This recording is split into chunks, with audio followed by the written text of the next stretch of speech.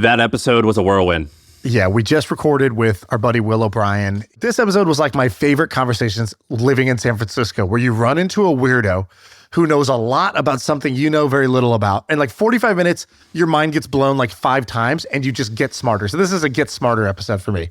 And it wasn't just about like the business and the ideas that he talked about, but the mindset and how he thought about just like the philosophy of life that I was inspired by. Yeah, exactly. So, okay, what are we talking about? We're talking about how the ocean is the new space, how there's companies like SpaceX and Blue Origin, all these companies that are doing cool shit in space. He knows a lot about companies that are doing cool things in the ocean, which is something I honestly didn't know anything about going in. Now I'm pretty fascinated with. But then we talked about the conversation toward the end gets really fun. Conspiracy theories, why conspiracy theorists make for great founders, his summer living with monks in Nepal, and what he took out of that. The end is really good. So get there to the end. I promise you, you will enjoy this episode.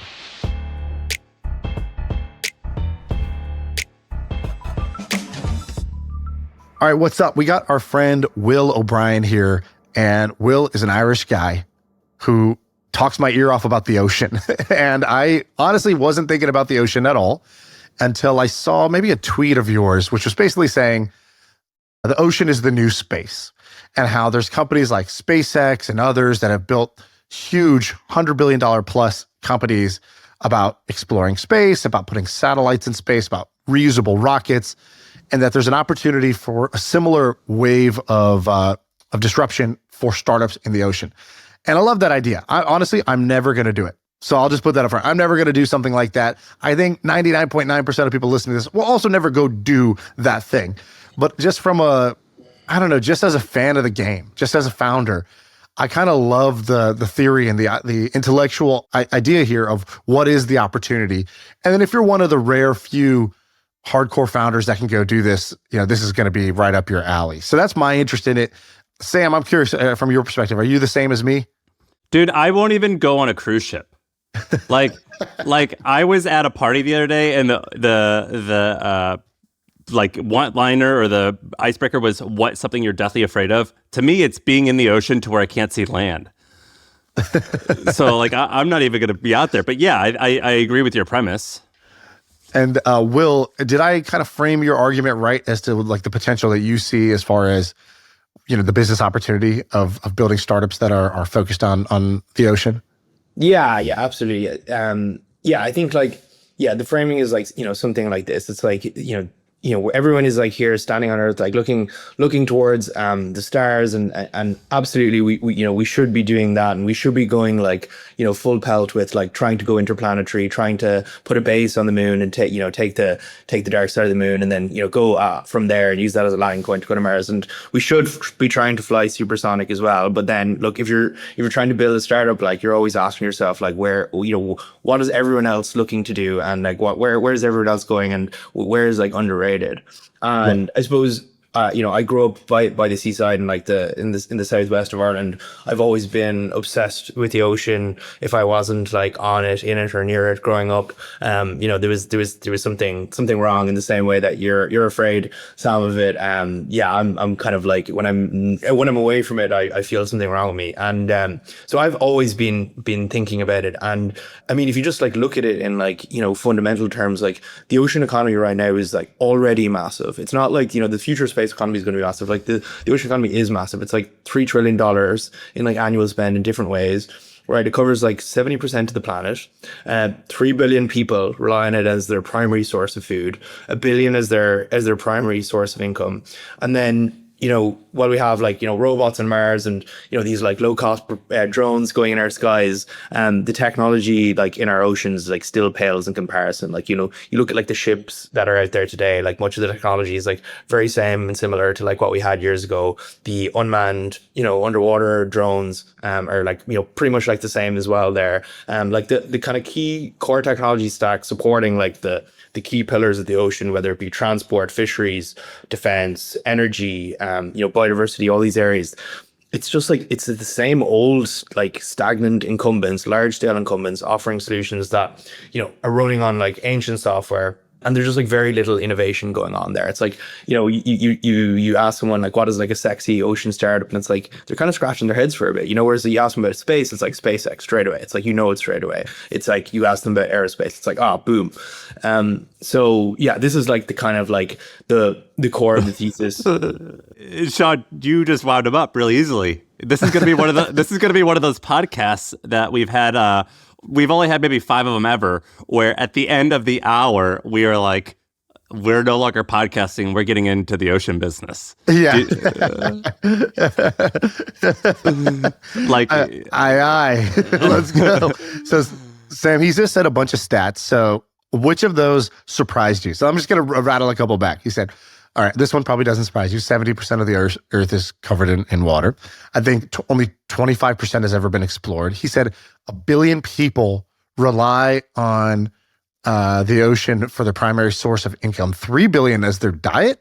Explain that. What's the diet and the jobs one of the income one? Oh, it's just like people like, most of, like human societies generally settle along coastlines. Like this is like a very like common trend. But I'm in New York, but I don't eat fish every day. Yeah, but in developed countries, it's not as we've developed logistics, which means you can go down the street and walk into some sushi bar and get like, bluefin tuna probably flew in last night from Japan. However, if you are in, Mogadishu or like Somalia or something like that, this might be a bit more difficult because the systems are not set up. So, and it's important to remember most of the world does not live in developed countries. So most humans just live along a coastline. Naturally, then easiest source of food for them to get is fish. All right. So what were some other stats, Shaan, that caught your eye? 1 billion people rely on it for their income. So what are the jobs that you're talking about here? So are you talking about fisheries, shipping? Is it like defense? Like what is that? Are those the big 3, or am I missing something big and obvious? The framing for me, how I think about like the ocean economy is like you generally kind of break it up into like 3 categories, right? Like you have like the biosphere, right? Which is like your fisheries, it's your like ecosystem restoration, it's like your environmental mapping, it's science in the ocean, it's like all around like biosphere management. Then you have like, the kind of prosperity oriented part around it. This is like the kind of commercial. So this is like your energies, your infrastructures, your oil and gas. It's your like data infrastructure, these sorts of things. It's your like logistics, shipping. And then you have like, keeping the seas safe, which is like defense and security, border security, critical infrastructure protection, deploying ships in the South China Sea, these sorts of things. All right. A few episodes ago, I talked about something and I got thousands of messages asking me to go deeper and to explain. And that's what I'm about to do. So I told you guys how I use ChatGPT as a life coach or a thought partner. And what I did was I uploaded all types of amazing information. So I uploaded my personal finances, my net worth, my goals, different books that I like, issues going on in my personal life and businesses. I uploaded so much information. And so the output is that I have this GPT that I can ask questions that I'm having issues with in my life. Like, how should I respond to this email? What's the right decision, knowing that you know my goals for the future, things like that. And so I worked with HubSpot to put together a step-by-step process showing the audience, showing you the software that I used to make this, the information that I had ChatGPT ask me, all this stuff. So it's super easy for you to use. And like I said, I use this like 10 or 20 times a day. It's literally changed my life. And so if you want that, it's free. There's a link below. Just click it, enter your email, and we will send you everything you need to know to set this up in just about 20 minutes. And I'll show you how I use it, again, 10 to 20 times a day. All right, so check it out. The link is below in the description. Back to the episode. And so give me an example of a startup today that's doing really well, that's based on this kind of ocean economy that you're talking about. Yeah, I mean, there's, a lot of these kind of like, legacy players and like shipbuilding and like unmanned systems and these sorts of things. I think one player that's like interesting in the unmanned systems space that's been around for a long time, I think over a decade now, and was really kind of one of the first players to start doing interesting new things in the ocean is Saildrone. What problem are they solving? What does Saildrone do? I suppose they are solving the kind of data gathering at scale in the ocean problem. They build these like autonomous sailboats, these huge vessels. They look amazing. Yeah. They look awesome. They build these like huge vessels that these massive sailboats that can basically stay out at sea for many, many months at a time. You can put a load of fancy sensors on them, that can take data from the water, that can, gather video footage at the surface and these sorts of things, and then relay them back to someone like in the United States. It might be like a government agency like NOAA, who want to know how much fish is in the seas off Alaska. They could sell it to the U.S. Navy to know, how deep is the waters in and around Guam or something like that. And then they sell these things as a service. But they're very interesting. Founder there, seems like a super sharp guy who's been obsessed with sailing for decades. Again, like a lot of these ocean founders that you see, they're very, very obsessed with the ocean. It's the very thing people very often get obsessed about and then try to make a business out of it. What's your business do, Will? What's Ulysses? Ulysses or Ulysses? Ulysses. How do you say? Yeah. Ulysses. Ulysses, we're building a general purpose autonomy platform for maritime operations. Say that like we're stupid. Just pretend that we're stupid. Yeah. I know it's hard to believe, but just go ahead and dumb that down for me. Autonomous robots for the ocean to do important things. Okay, and what's one important thing that you would do? You would, for example, you would go to a pipe in the ocean and determine if it's got a hole in it. That is something you could do. Our first business line has been in this working with this weird plant that you've probably never heard of. There's this plant in the ocean that's probably about 10 times more abundant than coral reefs. It is 35 times better than rainforest at removing carbon.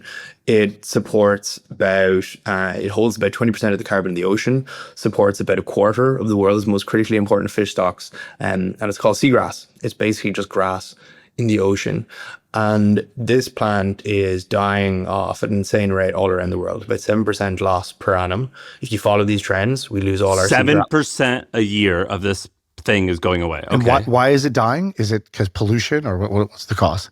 Yeah, there's like a few things. I mean, water quality is like a very common, cause for loss. Other things are just like construction around like coastlines, digging it up, dredging, changing ocean temperatures, changing like ocean currents, these sorts of things impact it.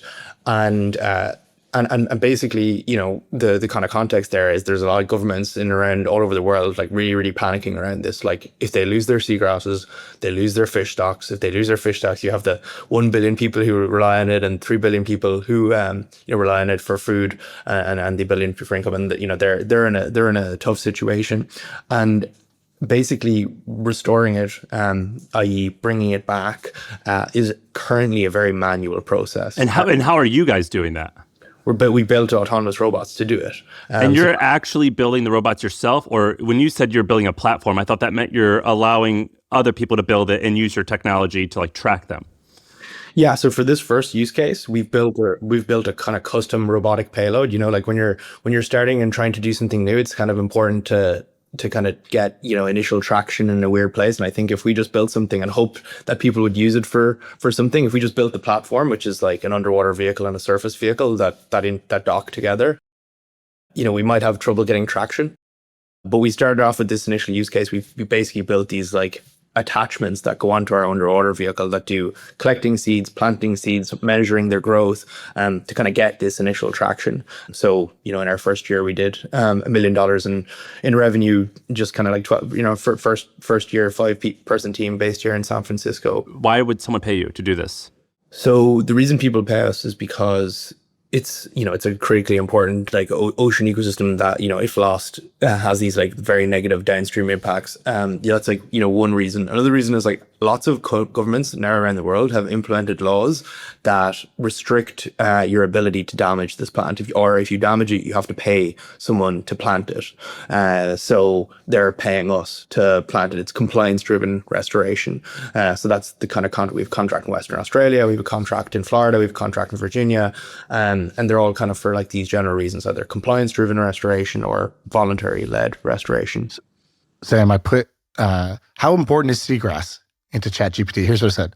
Seagrass is wildly important to the world. And then it basically says it captures carbon 35 times faster than rainforest, which I think he said. And then it says it's like a baby crib for the ocean. The seagrass basically is where small fish, crabs, seahorses, and even endangered species and turtles, they're born and they live early on in their life. And if lost, then you would, it says, lose the seagrass, and entire marine ecosystems collapse. Yeah. Well, what's crazy is the mission check, like on board, amazing. You kind of skipped the headline, Shaan. He built a robotics business that in the first year, I think you said you only raised $2 million or something like that. So with only $2 million in funding, in your first 18 months of business, you did $1 million in revenue. Is that right? Yeah. And just 5 people as well.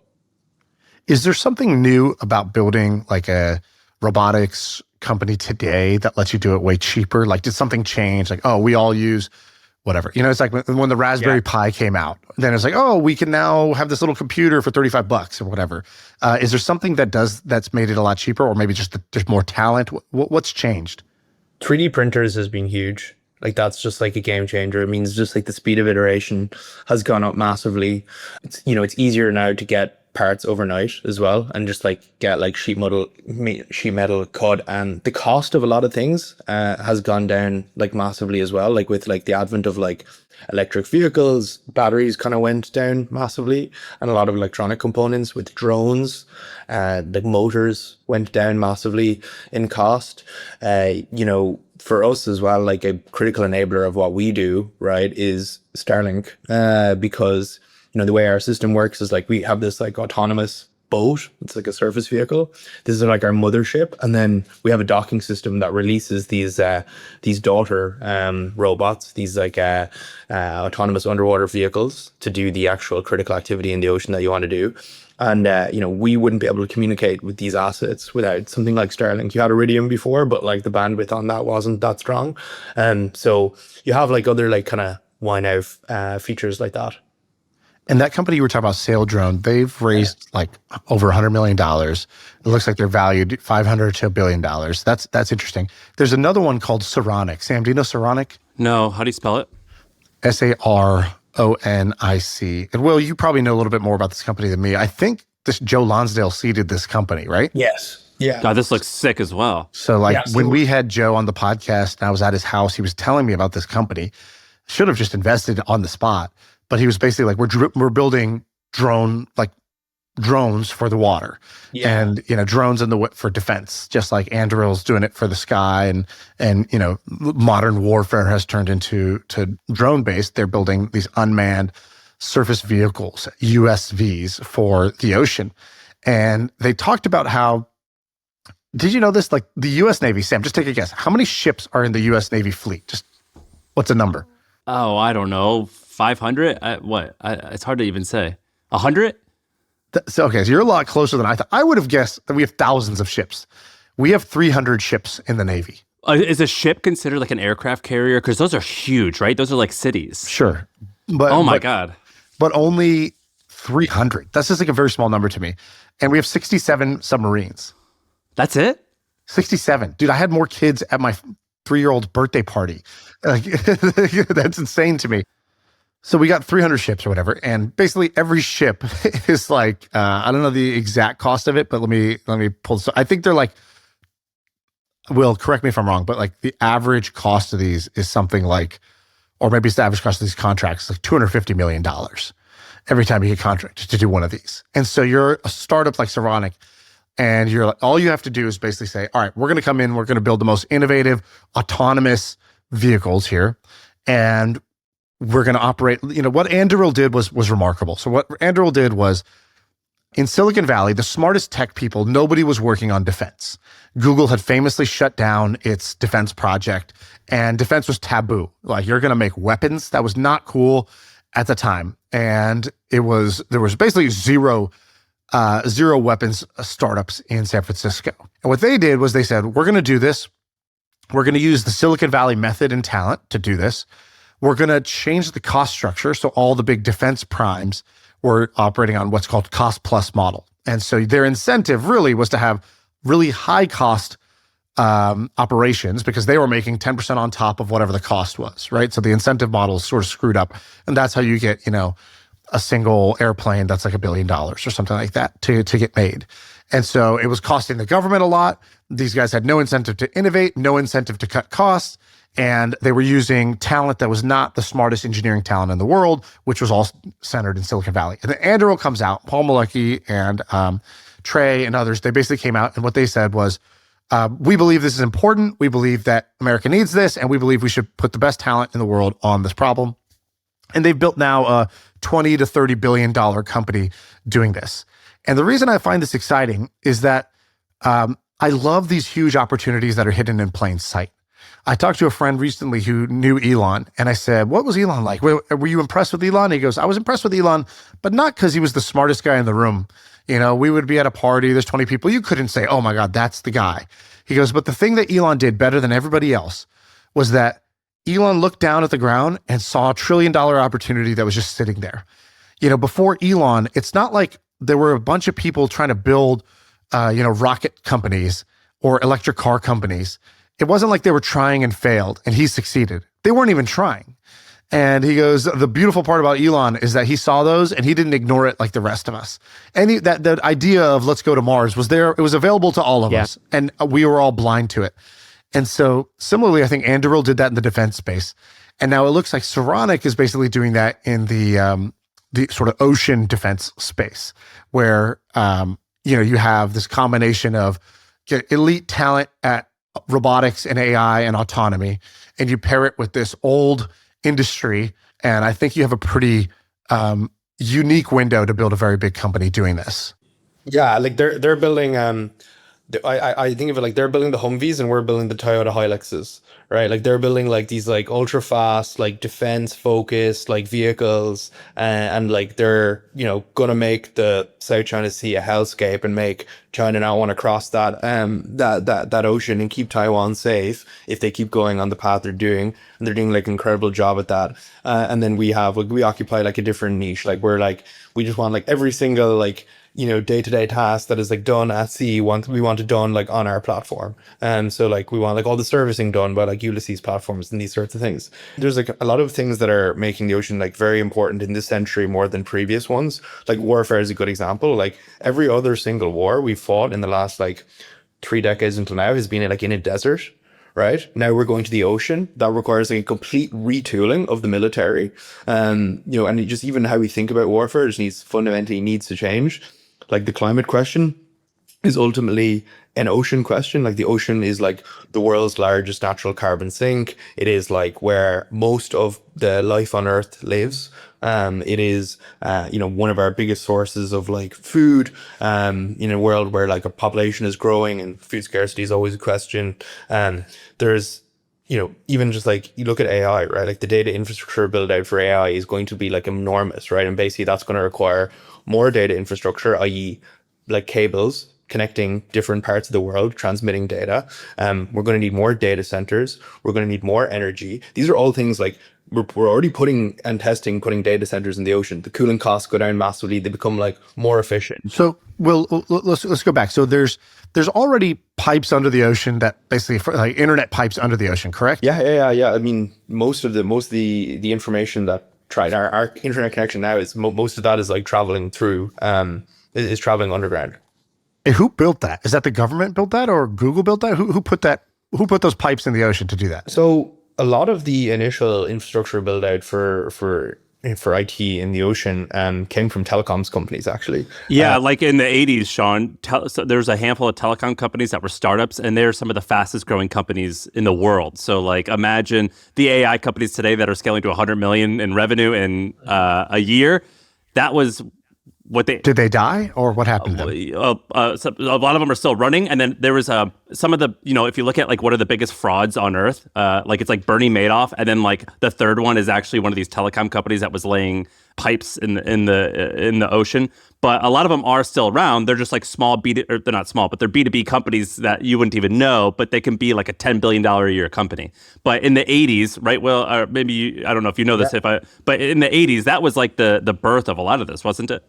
Yeah, massively. And now you're seeing a transition to the build out coming from FANG, from like big tech. And soon I think it'll be like the AI companies. So what you're saying, Will, now is that AI companies need these data centers, just huge amounts of GPUs in a data center.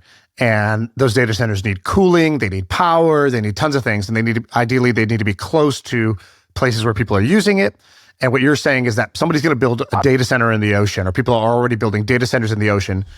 And what? Who's doing that, or is this a future idea? And why are they doing that? Why is that a good idea? Yeah, so I think the first experiment of this was a Microsoft project. They did it. There's a YC startup as well, run by friends of mine, Sam Mendel. He's got a company called Network Ocean. They're starting to building and operate these things. Are they actually underwater, or are they on top of the water, just out in the ocean? The plan is for it to be subsea. And again, like these are the sorts of businesses that like Ulysses, we want to be the kind of servicing partner for in the future when they need maintenance, when they need like inspections done, when they like, it's like us, they're coming to, and we're selling them like a kind of in the box solution to it. I think the biggest opportunity in this, like, you know, paradigm in the future where more and more data cables are being laid subsea is actually in the protection of them. Right. So I don't know if you guys are familiar with what's going on in like the Baltic Sea and places, but like I think in the last year, about 11 cables have been cut by foreign actors. And like, you know, basically the kind of... And these cables, by the way, they're like, it's like a human-sized tunnel, right? Are they on the ocean floor, or are they like floating in the ocean? Like Wi-Fi? To say cable, we're not talking like a rope that you're pulling. It's like it's like a tunnel, right? Yeah. And like, okay, like literally the Chinese are literally publicly advertising these cutters that they have, these cable cutters, right? They're literally putting in the South China Morning Press, China unveils powerful deep sea cable cutter could reset the world order. They're not even fucking hiding this. Like they're cutting the cables. And they're like, yeah, we're just, look how big our cable cutter is. Like this is just like the new paradigm. And then like, you know, they send these like little like you know, Taiwanese ships these Chinese ships into the Baltic Sea on like fishing missions, right? Like, what the hell are they doing in the Baltic Sea on fishing missions? Like, they're clearly just cutting cables, and then like 2 days later, cable cut. I wonder. Dude, calling this a cable cutter is like calling a rowboat a ship. You know what I mean? Like, maybe technically it's correct, but they need to rebrand this, because what you're showing us is basically like a huge submarine. You know, like I'm thinking like a clip. It's not scissors. Yeah, this is insane. So they're going down and they're cutting this, and what does that do? Like, does a country lose internet, or is it just damage it? Okay, I'll give you this vision, right? So these cables run between like military bases as well, right? And okay, let's say there's like a hot war breaks out in like the South China Sea, right? First target then is going to be like a military base in like the Pacific, somewhere like Guam, right? What if you want to like completely scramble what, you know, their understanding of and situational awareness of what is going on, you are going to be sending these subsea drones down there to go and cut the cables that is giving them like comms, that's giving them energy, and you're going to be like scrambling their airwaves with like, you know, electromagnetic interference, and that's how you're going to like just completely prevent like American military responses in the Pacific, right? But how many cables? Like you're talking to two dummies. How many cables does America rely on? There's like not actually that many, right? Like as in like there's like an insane amount of data that goes over them, but there's only about like 600 active. I'm so impressed that you knew that number. That's insane to me. So there's not a lot of redundancy, you're saying? No, not at all. Like they're very difficult to lay, right? And you need to respond quickly. So yeah, like I mean, there's like many critical things that rely on them, but like yeah, you're way better off defending them with unmanned water drones than trying to lay backup pipes down there and leave them undefended. You need to be persistently out at sea, like Sentry style, in the same way that like Anduril like have the, you know, started with these like border you know, systems to like see what was coming in and over like the land border. Like we need the exact same type of systems out at sea, like permanently just sitting there on top of them. They need to be cheap so that you can deploy them massively at scale. You know, you can't have the ocean is huge, so they need to be cheap to be scalable. You need to be able to see what's going on at the surface, and you need to be able to see what's going on subsurface. And that, fundamentally, that's like the platform that we've developed. We have this like surface vehicle with a docking system that can drop an underwater vehicle, and we've made it like all about 10 times cheaper than anyone else. So like that's, you know, Seagrass is like a nice place where we started. But how deep do your vehicles go? Do they go to like the bottom of the ocean where these pipes are? So for the Baltic Sea, I mean, it's one of the shallower seas, and this is like the major kind of like you know, area of activity where this is going right now. So our vehicle works in that sea, you know, at all depth profiles in that sea. So for the Baltic Sea part of it, it is it works. When you get into like gnarlier parts of the ocean, like some of the Pacific, where you're getting down to like 8,000 meters, right? Like Mount Everest, you know, levels of depth. We can't go there yet. It just starts getting difficult, but like, yeah, we will be adding future vehicles to the fleet that can do How old that. are you, Will? I'm 27.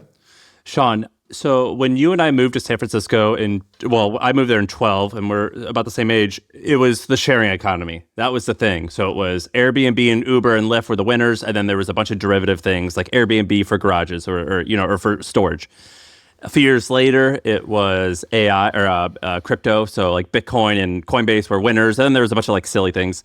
Right now, this is so strange to me. It's AI, but it's also, it's whatever category you guys would go in. You're not quite defense tech, but it's like wild to me that this shift has happened because 10 years ago, I would have told you, that was when Boom Supersonic was starting and a few other things. I would have said, this is foolish. What are you guys doing? We're technology. Right. This is a technology city. Why don't you do like software? It's to hear you say this. It's so foreign to me. It's also so interesting. For me, it's like a no-brainer. I mean, the low-hanging fruit of software has been eaten, right? You guys, it's like...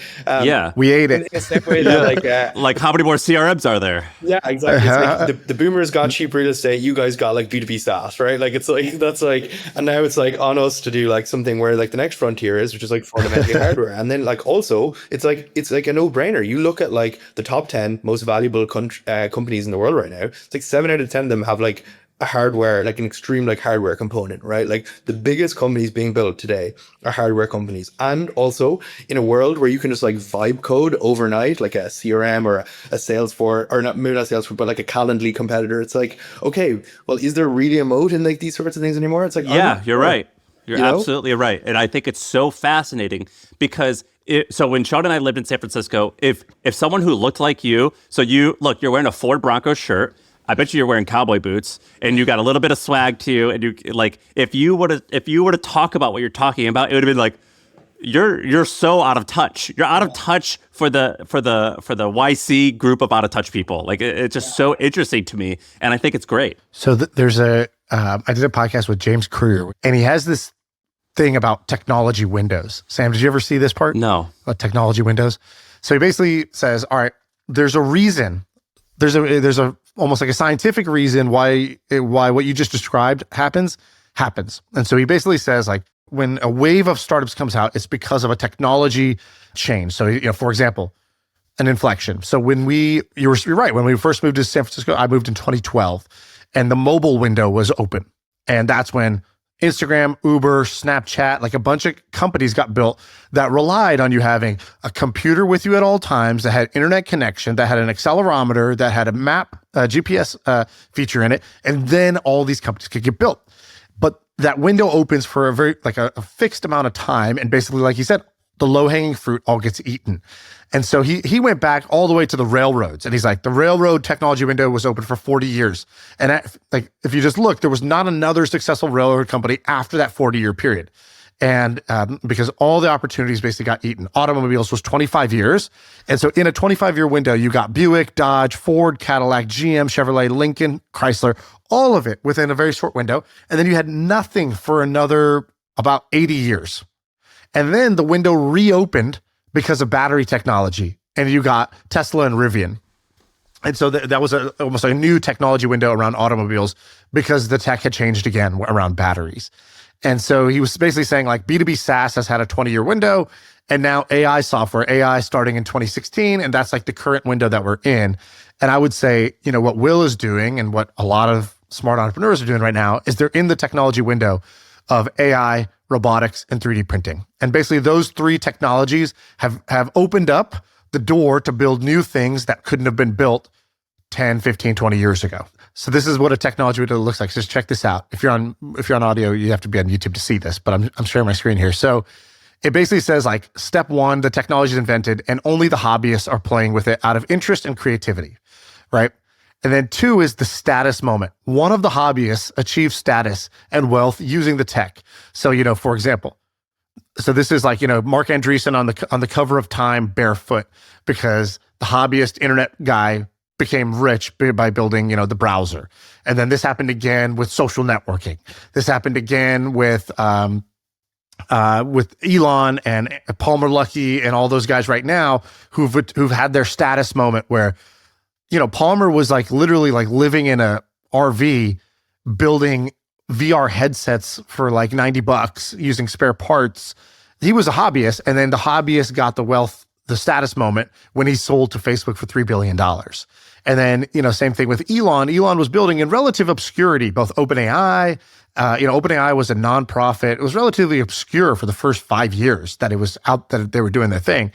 But now Sam Altman and Elon and Palmer again with Anduril have had a new status moment. And then there's what he calls knowledge diffusion, which is suddenly there's conferences, there's podcasts like this, there's newsletters, there's Twitter, where people are sharing ideas about how to do this, what's going on, and you get this explosion of stuff. And then competition floods, and then the new incumbents are born. And the new incumbent regime takes over due to their defensibility. Like they build something that is defensible, maybe because it's hardware, maybe because it requires scale, maybe it has a network effect.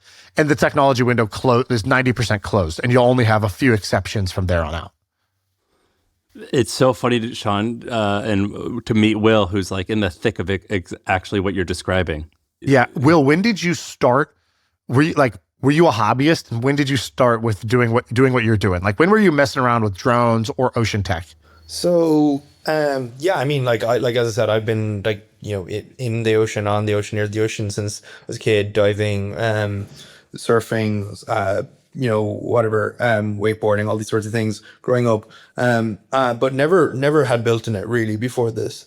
I was, when this kind of scooter sharing startup thing popped off, I was working, in that, my co-founders all kind of had been, tinkering and these sorts of things. But again, none of us had ever actually really done anything in the ocean, which I actually think is a massive benefit, right?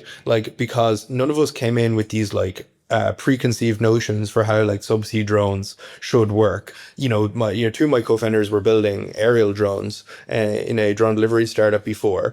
So they took a lot of the primitives from that. One of them had worked on self-driving cars, took some of the ideas from that. But again, I think there's definitely this idea that I agree with, that to really actually shake up an industry, it's probably good if you don't come from it.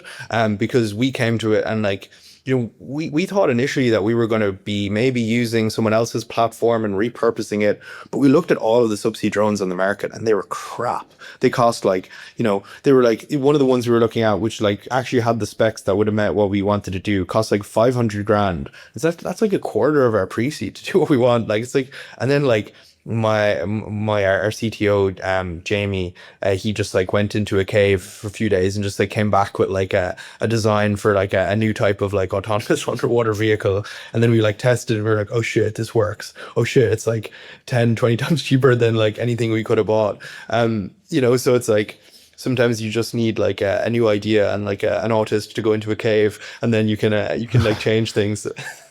That's how all the great things, that's how all the biggest problems have been solved. This is all religions, Muhammad went into the cave, Jesus went into the desert, all these prophets, they go off into the own and then they come back with this secret, and then, someone else spreads the word for them, right? St. Peter does it in the Catholic Church and others. So yes, this is a common archetype that, that does work. Yes. You said something earlier about, how 1 billion people rely on the sea for their food. Has anybody done, food or tuna or salmon in a way? Are they doing anything interesting there with whether it's lab grown or something innovative? Yeah. My friend's got a very, very interesting startup called Wild Type, which is sustainable sushi grade salmon. So basically that's cultivated seafood. So their first product, what do you mean by cultivated? It's grown. It's not farmed in or caught at sea. Grown in a lab or grown? Exactly, in this industrial process. Yeah, they can basically grow cells and then put them together in such a way that it tastes like sashimi grade salmon. So, in the same way that Elon started off with a sports car, right? They're starting off with your sashimi grade salmon, the highest end salmon to get. And I've tried it. It's great. This is in San Francisco. It looks like a brewery. Yes, exactly. It's similar ideas.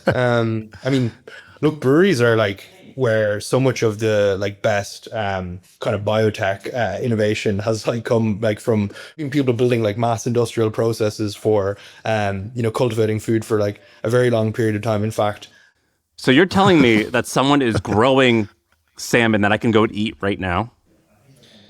Yeah, yeah. I mean, I got it through my friend. I don't know if they're in stores yet. They're still undergoing FDA approval. But like, yeah, none of these nasty heavy metals or microplastics in them. It's reducing pressure on fish stocks. This is good stuff. It doesn't have any of the nasty like parasites that you get in some of this like farmed salmon as well.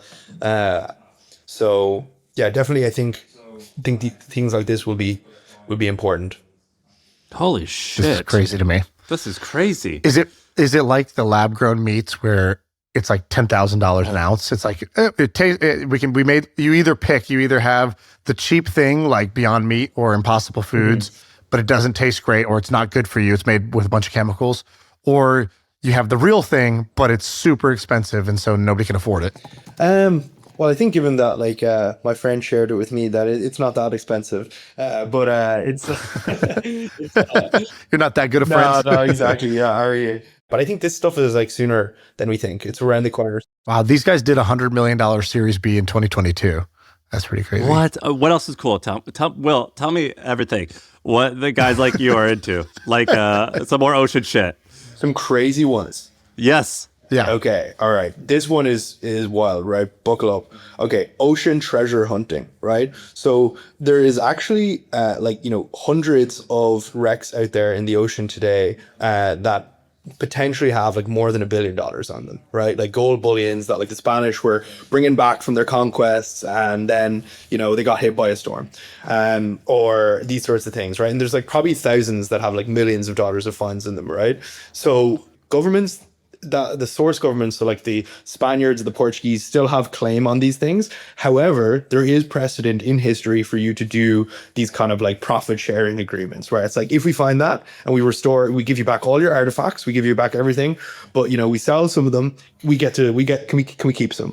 So you can do this, right? It's like these models where it's like these SaaS negotiation companies with like, hey, if we go and save you money on your vendors, we get a cut. We keep 20%. Yeah. It's that, except for you go to the Spanish royal government and you're like, hey, if we find any hidden treasures in the ocean, can we keep a couple bars for ourselves? Exactly. Ramp for piracy. Who's building this? So my friend used to do this. His name's Chip Forsyth. And he would be like, hey, I'm going off the coast of whatever to go. Bro, you did not have a friend that used to do this. That's insane. Chip Forsyth. He went off the coast and just, scuba dive? Well, what was he doing? It was Chip and AJ Forsyth, who I think you've met. AJ, he's crazy. His brother, Chip, they basically, the way it works now is it's kind of like a movie. Like you have these crazy people and you get other people to finance it and you say, if we find this treasure, here's the agreement on how we split it.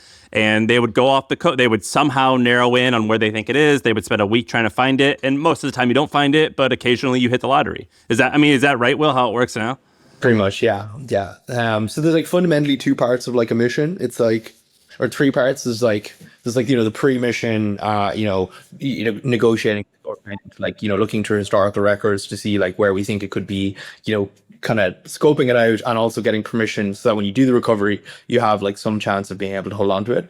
Then there's like this kind of scouting where you're actually on site and you're doing like scouting and you're like basically using sonar to scan the seabed and understand what's there. And then there's like recovery where you're bringing out these like gnarly like JCB style ROVs and remote operated vehicles that go down and just like dig it all up and bring it back up, and you have your party. That's it. And is anybody doing this? Like, do you know someone who's like made like $10 million finding treasures in the ocean? I know some people working on this that haven't like really shared their plans publicly yet, so I won't like share, but there is like some exciting developments coming in this space that we may or may not be helping with. Did you say there's 3 million shipwrecks at the bottom of the ocean? So I'm not sure specifically on like a total amount of shipwrecks. I wouldn't be surprised if there's like that many shipwrecks, but there's like hundreds that potentially have billions on them. Wow. Okay. That's insane. What else? So I'll give you like a banger quote, right? There's this like Canadian billionaire called Russ who had this quote a few years ago. He said, give me a tanker of iron filings and I will give you an ice age. Right.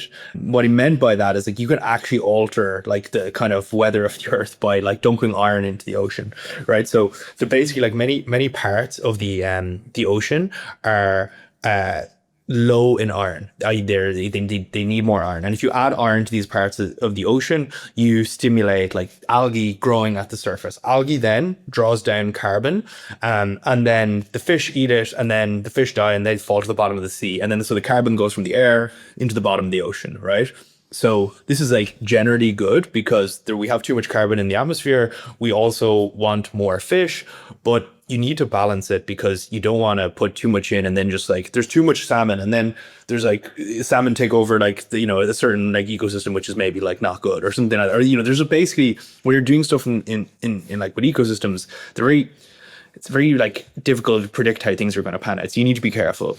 So this dude didn't do it that carefully. It went out like off the coast of like Vancouver, partnered up with these like Native Americans and just did like this experiment where he just like basically dumped off a load of iron filings, removed through his quantifications like thousands of tons of carbon, and they had off the coast there that year they had like the biggest like take of salmon ever as a result, but the kind of desal authorities did not like his experimentation, and like the Canadians equivalent of like the CIA like busted his home, and he got like a warrant, and he got in a lot of trouble. So people haven't really done it since then because he kind of got like he was the kind of first crazy, maybe like the first hobbyist to do something like this at scale.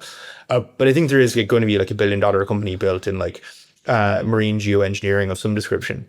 I think it's like there's this so I'm Catholic, so it's like there's this like a lot of my beliefs around like my environmentalism and stuff like that comes from like this Christian notion of stewardship that like we should like look after our lands and our seas because it's like our duty to. And I think this is like kind of like where we're going with like how we manage the climate. Like climate used to be this kind of let's like avoid the worst case scenario, and it was just very like kind of like let's like stop emitting carbon. But like I think there's like a more interesting idea of like this like stewardship, I think, of environmentalism, where we actually just like control we steward the planet, right? We take control, we get involved. Someone like Augustus, a rainmaker, can make it rain when we want it to rain. Someone like Ulysses can come in and bring back the seagrasses when we need the seagrasses. Someone could when we want to draw down carbon can do like or increase fish stocks somewhere. We could just like do a bit of this. I think we're gonna have to build these tools, right? Because we need these in tandem with growing the size of the economic pie if we want to keep doing that. We don't want to just like shut down the economy. We don't want to like just stop doing like emissions altogether. It's important for us to have these other kind of compensatory mechanisms. And I think marine geoengineering is like an interesting and like underexplored space. I think the main things we need to get right there are science, better science on it, better technology, and governance. The governance about it, because the ocean is like a public space. It's like, you just need to get the governance part right. Shaan, have you seen this guy, Augustus, the founder of Rainmaker? Incredible mullet. Yeah, oh my dude, God. So wow. there's this whole cohort of people of which Will appears to be one of the like, class presidents, where there's this like, they're very strange. They don't fit this stereotype that when you think of a tech entrepreneur, they're like kind of manly men, or they're not like this engineer like typical thing that you and I grew up with, Shaan. Like there's something about them that is different, and I can't tell if you guys are going to take over the world and be billionaires, or if you're going to go broke. But it's only going to be one of the two. Do you understand, Shaan? Like this new genre that I'm trying to describe. I don't know exactly what I'm saying. Will, maybe you can like put words to it. But there's this new like breed that Austin and San Francisco had a baby. You get the stash and the mullet of Austin, and then you get the insane ambition and tech chops of Silicon Valley, and that's what's happening. For here. example, this guy Augustus, I think his name is. He's on the cover, I think, of Forbes or something, and he's sitting on a bench press, like working out. That is not something that Brian Chesky or Travis Kalanick would have done in 2012.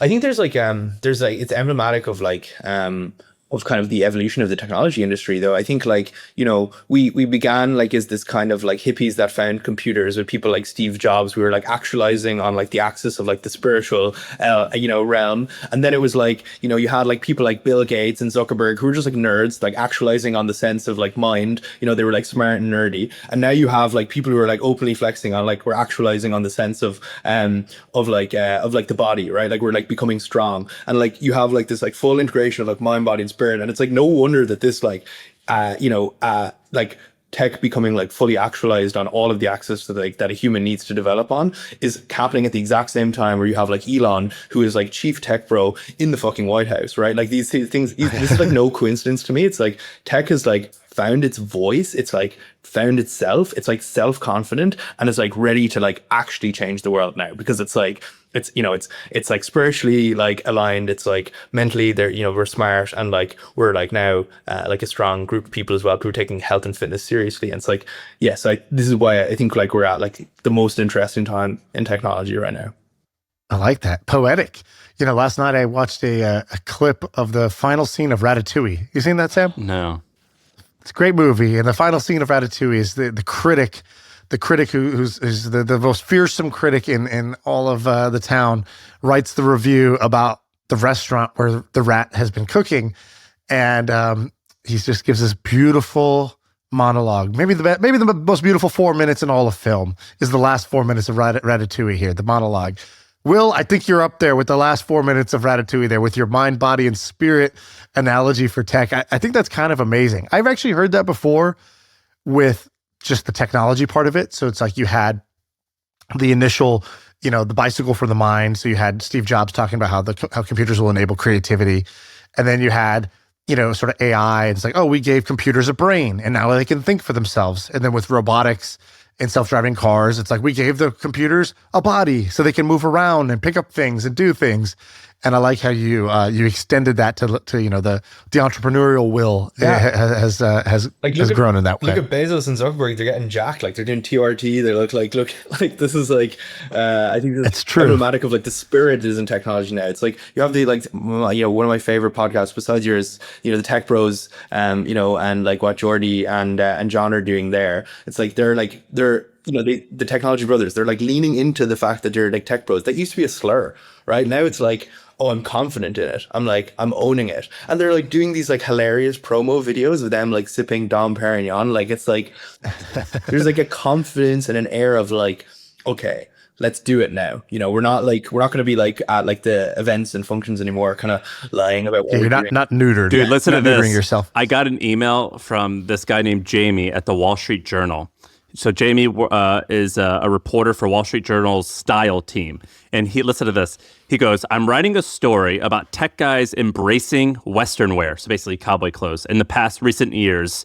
And I want to write about how the tech bro uniform has changed from quarter zips and Allbirds to denim shirts, cowboy boots. And like when I saw this and he said tech bro, I was like, dude, that's amazing. I was like, I don't think I could talk. Like, this is not going to be. Also, life win that he thinks you're the expert to go to, right?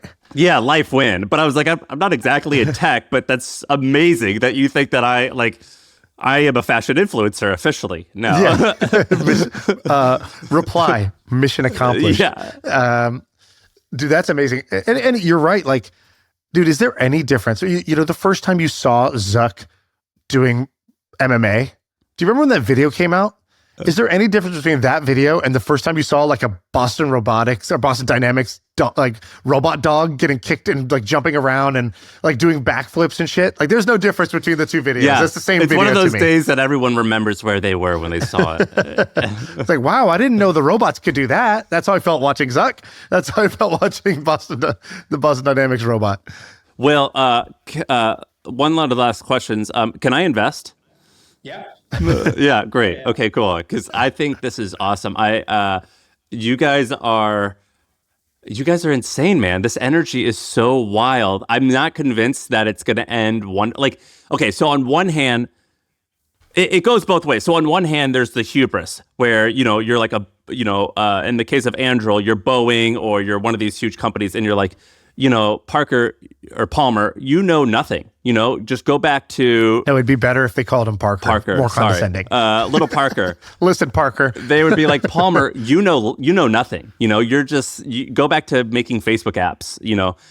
And like probably 8 out of 10 times that idea is right, where like there's an incumbent and like they fail because it's really hard and there's centuries of hard work to go against in competition. And so that's the same with you, and I would have to imagine, where you have these young, really smart people who have no experience. And is this the 10% of the time where you guys are just going to take over the world? Or is this another time where someone's going to be like, look, this is exactly what you told you. It does not work. All right, listen, that guy, John, that guy who said, give me half a tanker of iron and I will give you an ice age. Here's what I say.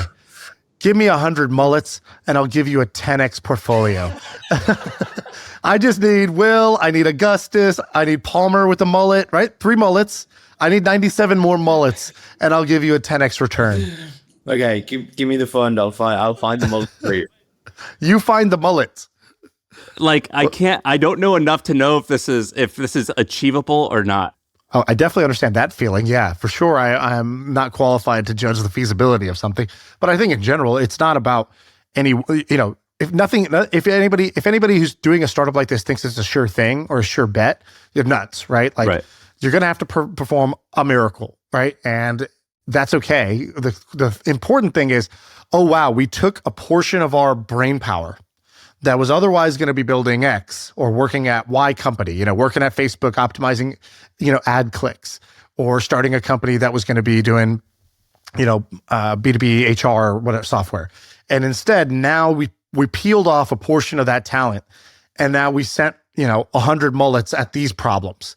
And I think that's the winning strategy, is 100 or 1,000 shots on goal like this, and then the winners will obviously emerge. Well, I can assure you what we're doing is very real. You wouldn't have $1 million in our bank account without it. We wouldn't have done all the things we've done in the last 5 months. If you want to come here to San Francisco and see some real robots in Ocean, the door is always open, Sam. Same for you, Shaan. I got to ask you 2 quick questions. Number one, seagrass seems so random. And if you started this company, you might have thought, oh, I'll do drones like for warfare. Yeah. How did you arrive at the seagrass thing? Was it instant? Was that the initial idea, or did you do some discovery to figure that out? It was the initial idea. I came to one of my co-founders when he was on a surf trip, and he kind of, the same ones who went into the cave and designed our AUV, heard about seagrass and went into a cave and like went deep on seagrass and came back to us and presented like, this is a very interesting space. And we kind of... He heard about seagrass on a surf trip from who? A marine biologist friend of his who was working on a guy out in the wave. Yeah. Dude, this guy, this co-founder is absolutely carrying your company. Yeah. This guy built the tech and figured out the go-to-market. I love it. Yeah, he's the, he found the kind of, he was the one who brought seagrass to us, and then myself and my other co-founders kind of put it together and like, this is what the business probably should look like. But then, we kind of went out from there into other areas, and I think any brilliant company finds a local monopoly to build in first, somewhere where there's nobody else doing stuff with technology, where it's a great time and nobody's ever heard of what you're even doing initially, and it's a pretty big market. You can bring cash into your business as like a lifeblood, and so it's been a great place for us to start. It's like the best place for us to start. Nobody's ever heard of it, so I think that's always a good place to start off on. And then we're going to use that as a kind of launching point to do other interesting things in the ocean. Who do you admire, Will? Who do you want to be like? Steve Irwin, probably. Dude, motherfucker. I was going to say this earlier on. I go, you are Steve Irwin. I knew you got C vibes, hardcore, man. You got any khaki shorts on right now? Not right now, but we have a picture of him up on the wall here. Oh, you scream Steve Irwin. You have Steve Irwin vibes through and through. Yeah. No, he's, I'm hopeful I get the Irwin family on the Ulysses train at some point. We gotta holler at Bindi Irwin. That would be great. Robert Bindi's as well. I love those guys. Yeah, Robert as well. Look, Steve, I think is like, and it's so funny. People say Steve on a podcast in the tech. It's like Steve Jobs. It's like, for me, it's like Steve Irwin. Like... You should have just said Steve at the beginning and then let us fall into your trap. Dude, Shaan, there's this famous video. I know you've seen this, Will. There's this famous video of it's Steve Irwin and his wife. What's her name? I forget her name. And anyway, there's an interviewer who asked Steve, like, you don't seem like you care. Sam. Just look what's on my screen. Just look what's on my screen right now. Oh, there it is. Thank you. Just look what I was pulling up because I love that clip. I'm with you, brother. I love this clip. I love this clip. Play it. What good is a fast car, a flash house and a gold-plated dunny to me? Absolutely no good at all. I've been put on this planet to protect wildlife and wilderness areas, which in essence is going to help humanity. I want to have the purest oceans. I want to be able to drink water straight out of that creek. I want to stop the ozone layer. I want to save the world. And money's great. I can't get enough money. And you know what I'm going to do with it? I'm going to buy wilderness areas with it. Every single cent I get goes straight into conservation. And guess what, Charles? I don't give a rip whose money it is, mate. I'll use it and I'll spend it on buying land. This is how every man should be, by the way. Like, you're passionate about something that's good for others. And like his wife's just like eyeing him. And that's one of my favorite clips of all time. Yeah, it's and so I think the traits in him that I admire is just like this like raw passion. It's like this like unbridled passion. It's like this like nonsensical passion. It's like, you think I'm going to have a conversation without a microphone? No, I'm going to put a microphone there. I'm going to record a podcast. I'm going to record a podcast every day. And I don't give a rip who's listening because you know what? I'm a podcaster and I'm going to podcast my ass off. It's a whole lot more lame when you're not talking about like saving the earth. You know what I mean? Yeah, like I tried. Like when we're talking about like conversion rate optimization or B2B. Dude, in fact, Will, we kind of, my generation and the generation before me, we what do they say? Hard times create, like we need hard men to create soft times. That's what I did for you. We went and did the B2B software stuff so you guys could do this fun, amazing stuff. So really, you're welcome. Thank you. Can we do just a quick happy hour of 2 topics that you had on this list that, Sam, if you got to run or whatever, you feel free. But I just got to ask you about these. So I want to do the fun one and then the spiritual one. The fun one is conspiracy theories. You're a fan of conspiracy theories, I believe. And you like people who like conspiracy theories. So can you just give me a rant on why conspiracy theories are underrated here? I think, it's like, a lot of the traits of like a conspiracy theorist are like those of like a great founder. I think like someone that like believes in something that everyone else tells them is like not real, or like, that they shouldn't believe in, or like, people that are like able to see patterns that others can't see. And, they just like go down these like rabbit holes. And I think like just like this contrarian spirit, I think is like very, very good. And I think it's just like a very important, the default is like doing things that other people do. And so I think it's very important to cultivate an ability to see the world differently, I think. Isn't it funny how contrarian is this like really positive description and conspiracy theorist is like this like negative description? You know what I mean? It's the same thing. I just think it's very important to, have weird ideas and take them seriously, right? Like if we just had heard the seagrass idea and just like rubbished it, I don't know what the hell I'd be doing today. It's like you need to take something weird and go with it. So like I don't believe to blindly believe every report of telepathy and nonverbal autistic children, every like late night UFO sighting, but like I refuse to dismiss them outright. And I think history shows us that breakthroughs often happen at the edges where people are curious enough or foolhardy enough to investigate the unexplainable. So it's like, whether it's like Christian mystics, who swear by miraculous healings, or physics experiments that like challenge our understanding of space-time, I think it's very important to like lean into these weird things and ask, what if? And yeah, I think conspiracy theories are just kind of like fun as well. They're like kind of like horoscopes for dudes. So they're like, if nothing else, like they're just like, it's just like a fun thing to kind of like spend your time reading about. On here, you talk about aliens. We were with Joe Gebbia recently, who's like the 90th richest person in the world. And I was like, Joe, look, you're worth like $10 billion. Like if there's Illuminati, like you are either in it or you're friends with the people in it. Tell me one thing that like you guys talk about. And he looked at me, he goes, aliens are real. And he went on a big, he had a big diatribe on his passion for like, UFOs and aliens and how he absolutely is on board with them. 100%. Is on board with them? What is that? He came off very passionately, like it is absolutely a thing. And the funny thing is, if you meet Joe, he's a serious dude. Joe doesn't just say wild shit for wild shit's sake. Joe's not like, oh, he's a kooky billionaire. No. Joe is like an extremely principled artist. He is a very serious individual. And so for him to say something like that, it's not like you don't discount it with the same discount rate you would if John McAfee was the guy saying it. You know what I mean? If your readers want to go down this rabbit hole, the best website I recommend going is a website a friend of mine runs, uapevidence.com. Is there any other dope conspiracy that I should go look into, a rabbit hole that would waste a nice 5 hours of my time? I think less of a conspiracy, more like wacky, weird rabbit hole you need to go down is you need to listen to the Telepathy Tapes podcast. I have, and I love them. What's what is this? Is this like I can read your mind? So basically, there's this group of people that people have been calling crazy for like the last like 2 decades, right? It's basically the teachers and parents of children with nonverbal autism, because they've been convinced that their kids have been able to like read their mind.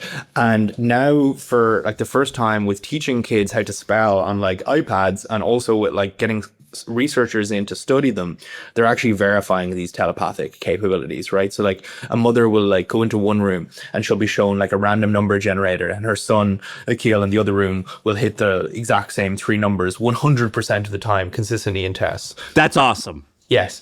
It's like the Serial podcast, but it's this woman investigating these claims, and she's like, you know, like an NPR skeptical, let me call it, right? So she comes in, she's like, this didn't make a ton of sense, but I'm open-minded.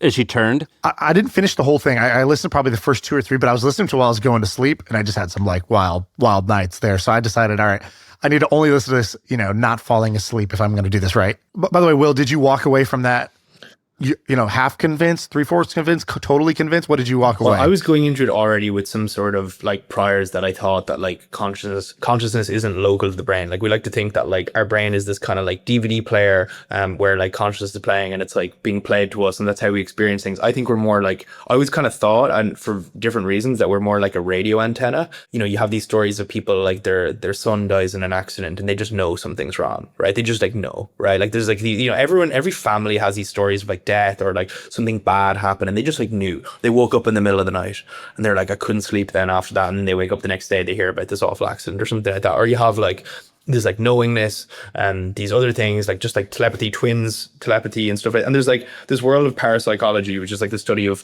these kind of psi phenomena. There's like actually very reproducible experiments in it, like the Gansfeld experiment, which, if you allow me to go on this like very short rabbit hole, but like the most reproducible experiment in this field is basically you take 2 people, you put them in like 2 separate rooms. These could be twins, these could be a husband, wife, they could be 2 artists, they could be 2 people who don't know each other, different settings. And basically you give me a picture and you give, and you're the receiver then in another room. And I'm in one room and I'm talking about this random picture I've been given. Let's say it's 1 in 4 different pictures. I get a picture of an elephant. For 5 minutes, I talk about elephants. I saturate my brain with Africa and wild animals in savannah. You're in the other room, you're listening to white noise, and you're talking basically about what you're sensing, feeling that they could be about. And then at the end of the 5 minutes, I stop and you get replayed what you were saying to yourself for 5 minutes, and you get the 4 random images and you get to pick one of the 4. And then you would assume, if complete chance, you know, you would 25% chance of getting it right, but pretty consistently you get like 30% or above in this like experiment. And then when there's like twins, husband and wives, or artists, they actually score like more consistently 35, in some instances like 70% in some of these experiments. And so I've always kind of been like primed to think that like actually maybe we're more like we're touching into something, and like that explains a lot of the spiritual and woo-woo stuff. And then I see this and there's like very good experimental evidence and really well done, and I'm like, okay, no, that's 100% legit. Like our brain is not like this like AI chip that like runs and just like tells us what to do. It's like an AI chip, but it's like it also has a radio antenna that can connect to other people, can maybe connect to God, spirits, other things. We don't really know. Dude, I'm so bummed that I grew up in the B2B era of startups. Yeah, so bummed. Well, I wish I was 10 years younger. You were 10. I wish we could have hung out. Dude, let's grab some beers. I went to a bachelor party this weekend, and everybody on it was a bachelor party where the bachelors and the bachelorettes were both doing it together, basically as a party together. And the bachelorette side was so cool. Like every single one of them, just, you know, those tattoos that aren't like filled in. They're just like, it almost looks like a pencil sketch. Yeah. Just 7 or 8 of those, some piercings, sense of style off the charts, knowledge of beer and music way beyond my recognition. You know, sexuality was a total spectrum. You never knew who's dating who. Anybody could be dating anybody in the room. It was insane. I just felt like I literally felt like I was a caveman, and I was like, or like, like I was the gingerbread man. Actually, I wasn't even a real human being. I was a cookie cutter shape that was placed in this room. That's awesome. That is so funny. I think one like universal law about technology is that like it breeds variance, right? Like it just like it creates like skewed outcomes. And I think you probably like see this in like younger generations as well. Like you've got like weird like kind of like schizo people like me that will like burn your ear off by like conspiracy theories and like go down like these weird rabbit holes. But like I think you also, it's like on the like maybe on the more negative end, that could send you like down like some pretty dark places that maybe you wouldn't be a productive member of society if you go down like those like into those like very dark corners of the internet. Or similarly, like it's you have people who are like doing like great things, but then you also like I think there is like a very interesting question that's posed in technology right now is like, where are the, the kind of like less than kind of 25, $1 billion company founders. This is like an interesting question that I think is still not really like, there's no satisfying answers around. Like previous generations had like the Collisons pretty early. We had like Alexander Wang, like who's maybe like a few years older than me, pretty early. Still doesn't seem clear why there isn't one in this generation. Maybe we have to wait another year or two for companies like Ulysses or Rainmaker or others to like to get there. But there is definitely like I think a bigger skew in both the ideas that young people are interested in today. I think that's like broadly just like downstream of technology. Are you going to become an American? I think I'm on the green card path. Yeah. My last question was the spiritual one. You said you lived with Buddhist monks in Nepal and for a summer. You learned a lot. And one thing I liked, you said, I couldn't come around to their view, which states that zero desires leads to enlightenment. And then you said like, you wanted to be action oriented and do something with your life rather than sit and sort of renounce everything. And then you said something like, I came to explain my 5 desires or 6 desires. Can you just give me the quick story on your summer with the monks and then what you landed at? Yeah. So I just I just had heard that you could do this, right? You can actually just like find a monastery to like basically put you up if you teach them English. So I did that, found a monastery in Nepal that would like put me up. It's pretty rural, a few hours outside Kathmandu. Went there, flew there. I taught myself to teach English before. I came over, was teaching them English, and then like in the downtime was like able to speak to some of the older monks who had like good English and like ask them about their ideology. Because there's just 5 monks with like a thick Irish accent speaking English out there. They're like, yeah, I learned from an expert. Wild actual segue. I was out running in the middle of Nepal one day, and I bumped into a dude who was wearing a Galway Bay 5K t-shirt, and I was like, sorry, now you might have like no English, but I was like, where did you get this like t-shirt? Like this is like we're near where I'm from. And he was like, had like kind of like an Irish accent. He's like, oh, well, I actually work with an Irish guy. He has like an orphanage and like a charity out here. And I was like, oh wait, like what's this like Irish guy's name? The Irish guy he named was like the one Irish guy that my neighbor, who's like my mum's friend was like, my mum was worried about me going to Nepal. She was like, well, you need to have a contact in Nepal when you go over there. I was like, and it's in my neighbor knew a guy who's in Nepal who had a charity out there. Anyway, like this random guy I met in this like tiny village worked with him. So this is like, there's like Irish people everywhere. Everyone just talking like kind of like all these monks are like little kind of. I boxed the. They're like, you'll do nothing. I boxed the bullocks off them. Yeah. You'll do nothing. Literally. There's Irish people everywhere. We have people everywhere. That's like the kind of moral. Is that what the monks are saying? We didn't come to take part. We came to take over. All right. So sorry. So you go there and you're continue. I'm curious about their religion. I'm asking them questions about it. But one thing I just couldn't get over was like, they don't believe in desire. Like they believe desire is like what leads to suffering. If you desire for something, then you're creating a contract with yourself to be unhappy until you have that thing. And I'm just like, dude, I'm very like American dream pilled. I'm like, I should want for things. But I can see how that can go wrong as well, right? Because that leads to like, keeping up with the Joneses type lifestyle, or maybe like, kind of like the fatties on the chair at Walmart kind of like thing, like that's like probably like when it goes like maybe like too far. So, hey, you better watch it, Will. That's our demo. Yeah. You better watch what you're saying. No, you're not that fat, son. So anyway, so that's why I can see where it can go wrong, right? But I did think there was like an essence of truth in there where it's like maybe you should like actually try to trim down things as little as possible. And I had this like bizarre experience where I went and did Everest Base Camp afterwards, and I was thinking a lot about like the things that they were saying to me. And again, I feel like I had like a download, like one of these experiences where like something just came into my brain that I don't think I hadn't been thinking about it before. And I genuinely think it was a download from, you know, something spiritual that like gave me like some guidance on how I was literally, it sounds crazy, but I was sitting on a rock, like just like on a break in the hike, this like 10-day hike up to a base camp. And I like was like thinking through, it's like, okay, well, if you have no desire, like what do you do? It's like, oh, maybe you should have desire, but the minimum amount of them. Then I was like, what is like important to me? And I was like, on my hand, I was like, oh, my family, my friends, my health, my wealth, my craft. And I was like, oh shit, like that's like 5 things. That's like nice and clean. And then I like had this like idea at the same time of like a rose bush. Like rose bushes, if you like leave them go unkept, they basically just grow like briars and they go thorns, and the flowers don't really grow. You have to like cut them back to let the energy go back to like the rose.